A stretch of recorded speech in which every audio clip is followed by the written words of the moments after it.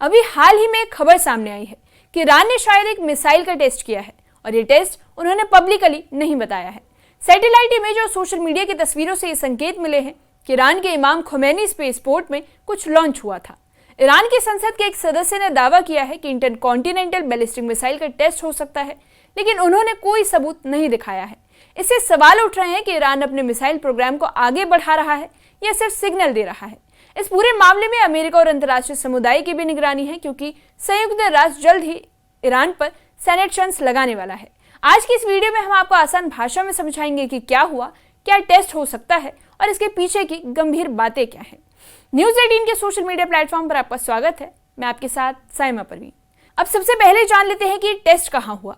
Iran के इमाम Khomeini spaceport में मिसाइल टेस्ट हुआ और ये जगह ईरान के स्पेस प्रोग्राम में सबसे अहम मानी जाती है। पहले भी कई बार रॉकेट लॉन्च इसी पैड से हुए हैं। सैटेलाइट इमेज में देखा कि पैड पर नए निशान बने हैं, जैसे कि आग और जलने के निशान। ऐसा अक्सर तब होता है जब कोई रॉकेट लॉन्च होता है। इसी बीच एक्सपर्ट्स का कहना है कि सॉलिड फ्यूल मिसाइल रही होगी, यानी ऐसी मिसाइल जो जल्दी तैयार हो जाती है और इसे कहीं भी तुरंत लॉन्च किया जा सकता है। इन निशानों ने यह भी साफ कर दिया है कि मिसाइल के इंजन की गर्मी को सही तरीके से कंट्रोल किया गया था। अब सवाल ये उठता है कि ईरान ने ये टेस्ट क्यों किया। आपको बता दें कि जून में इजराइल के साथ 12 दिन की टकराव वाली लड़ाई हुई थी।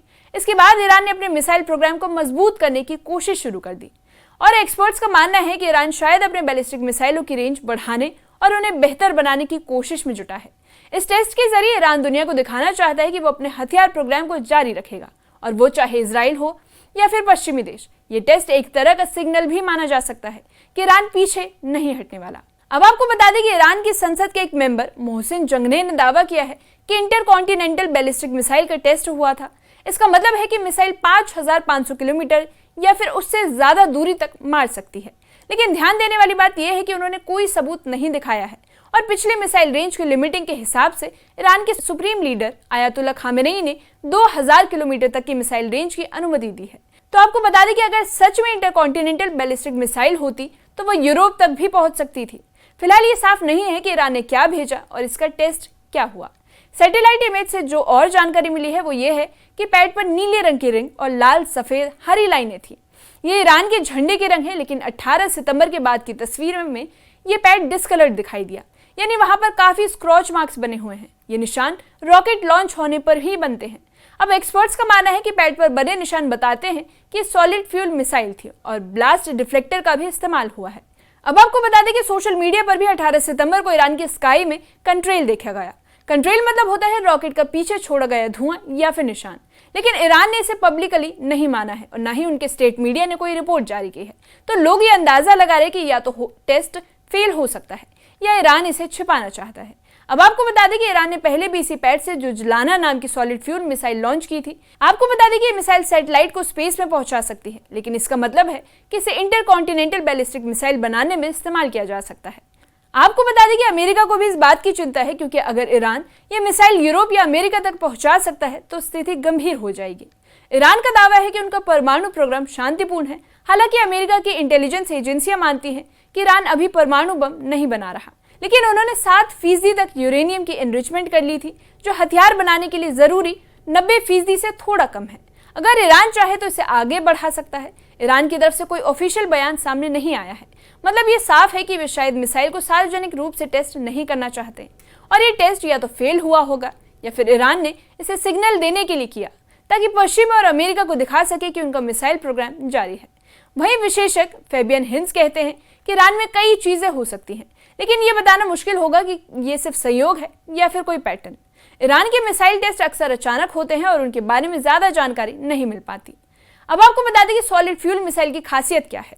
तो इसकी खासियत ये है कि इसे कहीं भी तुरंत लॉन्च किया जा सकता है। आपको बता दें कि लिक्विड फ्यूल वाली मिसाइल की तुलना इसे स्टोर करना आसान होता है और तेजी से तैयार भी किया जा सकता है, और यही वजह है कि अमेरिका और उसके सहयोगी इस टेस्ट को गंभीरता से देख रहे हैं। ईरान ने पिछली बार भी जुलजाना मिसाइल को लॉन्च किया था और यह मिसाइल सैटेलाइट भी स्पेस में डाल सकती है, लेकिन इससे अमेरिका को डर है कि अगर इसे इंटरकॉन्टिनेंटल बैलिस्टिक मिसाइल में बदला गया तो दुनिया के बड़े हिस्सों को खतरा हो सकता है। ईरान ने मिसाइल टेस्ट के दौरान यह भी दिखा दिया कि अपने हथियार प्रोग्राम से नहीं पीछे हटने वाला। वहीं संयुक्त राष्ट्र और इजराइल के स्ट्राइक के बावजूद ईरान अपनी मिसाइल क्षमता बढ़ाने में लगा हुआ है। इस पूरे मामले में अभी बहुत सवाल उठ रहे हैं। पहला सवाल यह है कि क्या ईरान ने सैटेलाइट लॉन्च किया है, क्या ये इंटरकॉन्टिनेंटल मिसाइल थी, और तीसरा सवाल यह है कि क्या ये साधारण मिसाइल टेस्ट था। अब कोई भी पब्लिक सबूत सामने नहीं आए हैं, लेकिन एक बात तय है कि ईरान के मिसाइल प्रोग्राम की गतिविधियां लगातार बढ़ रही है। अमेरिकी के एक्सपर्ट्स मानते हैं कि अंतर्राष्ट्रीय समुदाय इस पर नजर रखे हुए हैं और किसी भी स्थिति में ये टेस्ट एक चेतावनी की तरह भी देखा जा सकता है। ईरान अपने हथियार और स्पेस प्रोग्राम रोकने वाला नहीं। अब आसान भाषा में कहें तो ईरान ने शायद एक मिसाइल टेस्ट किया है, लेकिन उसने इसे पब्लिकली स्वीकार नहीं किया है। सैटेलाइट इमेज और स्कॉच मार्क्स इस बात का संकेत दे रहे हैं। ये टेस्ट इंटरकॉन्टिनेंटल मिसाइल भी हो सकती है या फिर सैटेलाइट लॉन्च व्हीकल मिसाइल भी हो सकती है। ईरान की कोशिश ये दिखाने की है कि वो अपने मिसाइल और स्पेस प्रोग्राम से पीछे नहीं हटेगा, चाहे पश्चिमी दबाव हो या फिर संयुक्त राष्ट्र की सैंक्शंस हो। फिलहाल सब कुछ अनुमान पर आधारित है और विशेषज्ञ अभी इंतजार कर रहे हैं कि असली डेटा सामने आ जाए।